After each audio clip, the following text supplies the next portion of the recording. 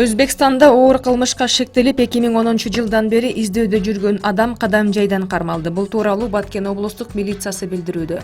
Ал Ташкент шаарында өзгөчө оор кылмыштар менен соттолуп издөөдө жүргөн. 2016-жылы чек арадан мыйзамсыз өтүп, өзүнө башка ысым алып, үй бүлө курууга жетишип, жашырынып жашап жүргөн.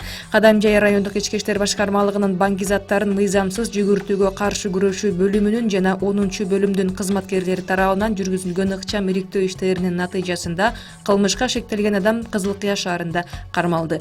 Иликтөө учурунда ал Өзбекстандын жаран экендиги аныкталды. Ал 2010-жылы Өзбекстанда зордуктоо, адам өлтүрүү жана каракчылык беренелери боюнча жоопко тартылган.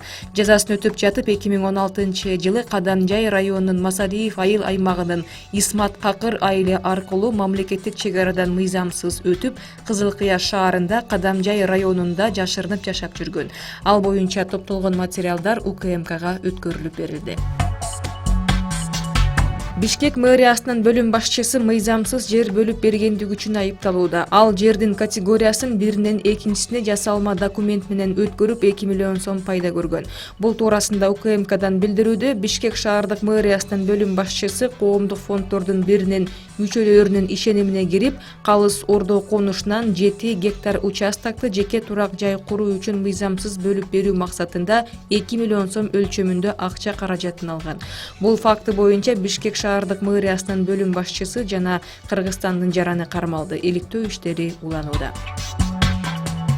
Азиз Батукаевди мыйзамсыз бошотуу жөнүндө иш боюнча тергөө аяктады. Бул туурасында Ички иштер министрлиги билдирди. Тергөө кызматы тарабынан Кыргызстандын жазык кодексинин 2-бөлүмүндөгү белгилер боюнча Азиз Батукаевди эркинен ажыратуу жайынан мыйзамсыз бошотуу фактысы боюнча сотко чейинки өндүрүш иликтелүүдө. Азыркы учурда сотко чейинки өндүрүш боюнча 19 шектүүгө маалымдама тапшырылып, Табалдиев шектелип жаткандыгы жөнүндө сырттан маалымдалып, ал эл аралык издөөгө алынган. 14 шектүү тергөө менен кызматташуу жөнүндө макулдашууга кол койгон, ал эми 5 шектүү макулдашууга кол коюшкан жок. Кыргызстандык 6 жаран Норвегиядан депортацияланды. Бул туурасында Росбалт.ру агенттиги жазды. Маалыматка караганда, норвегиялык полиция өлкөгө мыйзамсыз киргендерге каршы күрөшүүнүн алкагында массалык депортация жүргүздү.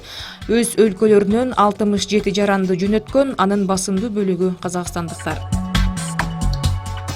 Америкада электрондук тамекиден каза болгондордун саны 15-ке жетти. Акыркы учур 65 жаштагы Небраска штатынын тургунунда байкалган. Жергиликтүү саламаттыкты сактоо министрлигинин маалыматына караганда, Американын жараны каза болгон учурда 65 жашта болгон. Аталган штаттын дарыгеринин айтымында, кары адам май айында эле көз жумган. Электрондук тамекиден каза болгондордун саны өсө баштагандан кийин улгайган адамдын дагы эмнеден улам каза болгондугу аныкталган. Азыркы күндө электрондук тамекинин айынан өпкөсүнөн көйгөй жаралып, дарыгерге кайрылгандардын саны 800гө чамалады.